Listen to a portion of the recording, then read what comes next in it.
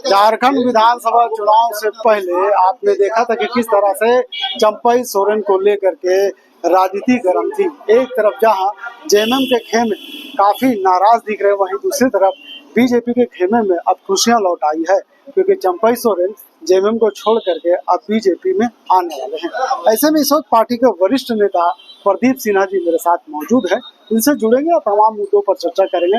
पहले तो सब सवाल ये होगा कि आप चंपई सोरेन का स्वागत कब कर रहे हैं? देखिए, केंद्रीय नेतृत्व के साथ जो वार्ता हुई है, जो जानकारी हमें है कि 30 तारीख को भारतीय जनता पार्टी में वो शामिल है।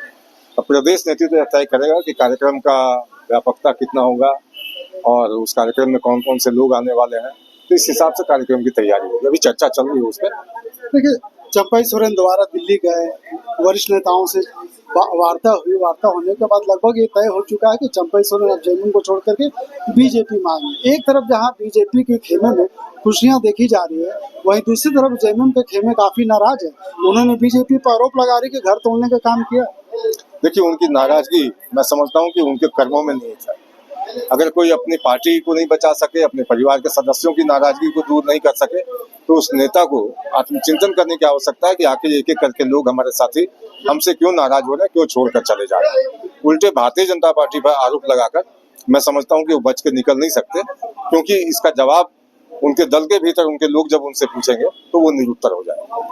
लोकसभा चुनाव में गीता कोड़ा, सीता सोरेन, विधानसभा के चुनाव में लोबिन हेम्ब्रम और चंपई सोरेन, इसे कैसे देखते हैं? देखिए, अब हमारी पार्टी में जो है, जो लोग भी हमारे विचारधारा के साथ सहमत हो, आना चाहते हैं, उनका हम स्वागत करते हैं। अब एक एक कर अगर विरोधी दल, जो हमारे विरोधी दल है, उनसे लोगों की नाराजगी बढ़ रही है, तो ये उनके लिए चिंता का विषय होना चाहिए कि हमारे साथी क्यों जा रहे हैं। और वरिष्ठ साथियों का जिस तरह से अपमान किया गया, जो चंपई सोरेन ने कहा, तो इस वक्त उनको बात करके इस मैटर को सुलझाना की आवश्यकता थी। ये भारतीय जनता पार्टी का विषय था ही नहीं। झारखंड मुक्ति मोर्चा के अगर लोग दम्भ में रहे कि कोई जाता है तो जाए, क्या फर्क पड़ेगा, तो मैं समझता हूँ कि चंपई सोरेन ने भी ये सोच के रखा होगा कि क्या फर्क पड़ता है, इनको चुनाव में दिखाएंगे। अगर बात करें संथाल की, तो संथाल में बीजेपी काफी कमजोर नजर आ रही थी। अब दो बड़े नेता चंपई सोरेन और लोबिन हेम्ब्रम दोनों बीजेपी में शामिल होने वाले, तो ऐसे में क्या प्रभाव पड़ेगा आने वाले विधानसभा चुनाव में, खास करके संथाल की बात करें? देखिए, पूरे चुनाव को समग्रता में देखने की आवश्यकता होगी। संथाल, कोल्हान और फिर पलामू, इस तरह से बांट के देखने से मैं समझता हूँ कि ये उचित नहीं होगा।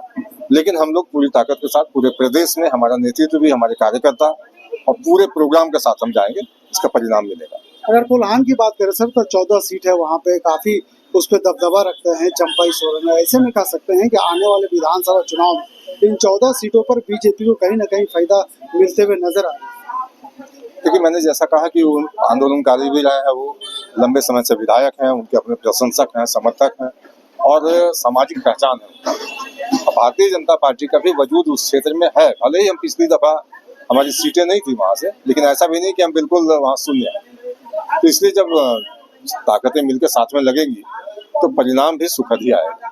एक तरफ खुशियां हैं बीजेपी खेमे में कि चंपई सोरेन वापस बीजेपी में आ रहे हैं पहली बार जेएमएम को छोड़ करके। क्या लगता है कि सरकार भी आरोप लगा रही है कि जिस तरह से बीजेपी लगातार कार्यक्रम कर रही है, कहीं ना कहीं सरकार की योजनाओं से सरकार से डर गई? नहीं, सरकार की जो घोषणाएं थी पहले विगत चुनाव में 2019 में, जो लोगों के बीच जाकर उन्होंने कहा कि हम 5 लाख नौकरियां देंगे, नहीं तो बेरोजगारी भत्ता देंगे, नहीं तो राजनीति से संन्यास ले लेंगे, तो इस बात को भी उनको याद करना चाहिए। हम इन्हीं चीजों को उनको याद कराते हैं तो उनको तकलीफ होती है। 50,000 का ऋण महिलाओं को बिना किसी गारंटी के देंगे, आपने नहीं दिया, तो ये सवाल हम करेंगे आपसे। तो इसमें आपकी नाराजगी सामने आती हो तो आए, लेकिन हम जनता से जुड़े हुए सवाल, जो आपने लोगों के बीच जाकर वायदा किया, कई लोगों को आपने कहा कि जो संविदा पर हमको नियमित कर देंगे, जब वो आंदोलन करते हैं तो उनको पिटाई करते हैं आप, ये सवाल हम पूछें। अच्छा, अंतिम सवाल ये होगा कि पिछले बार भी चंपई सोरेन दिल्ली गए थे, डील नहीं हो पाया था, जिसके कारण उन्होंने खुलासा नहीं किया। इस बार कल वो दिल्ली गए, वरिष्ठ नेताओं से मिले, क्या कुछ डील हो पाया? झारखंड में अगर बीजेपी चुनाव लड़ेगी विधानसभा के चुनाव में, तो चेहरे क्या चंपई सोरेन को होंगे या फिर बाबूलाल? देखिए, ये तो शीर्ष नेतृत्व तय करेगा। अब जहाँ तक प्रश्न है कि भाजपा में आने में कोई डील की बात, मैं समझता हूँ कोई डील नहीं होता है। योजना के अनुसार क्रमबद्ध तरीके से आगे बढ़ाया जाता है। और आपने देखा होगा कि चंपई सोरेन वापस झारखंड की धरती में आने के बाद अपने लोगों के बीच गए, अपने लोगों से राय मशविरा किया होगा उन्होंने, और फाइनली उन्होंने मन बना लिया कि अब झारखंड मुक्ति मोर्चा को गुड बाय कहने का समय आ गया। तब जाकर उन्होंने फिर दूसरी बार दिल्ली में कल जो बातचीत की तो ये परिणाम सामने आया।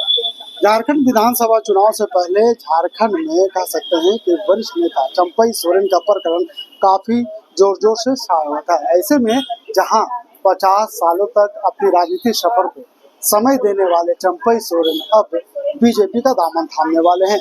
अब देखने वाली बात यह होगी कि क्या चंपई सोरेन बीजेपी में आते हैं तो आने वाले विधानसभा चुनाव में क्या वो मुख्यमंत्री के दावेदार होंगे या नहीं, ये तो वक्त ही बताएगा। सहयोगी फैयाज के साथ मैं नौशाद, कोयलांचल संवाद, रांची।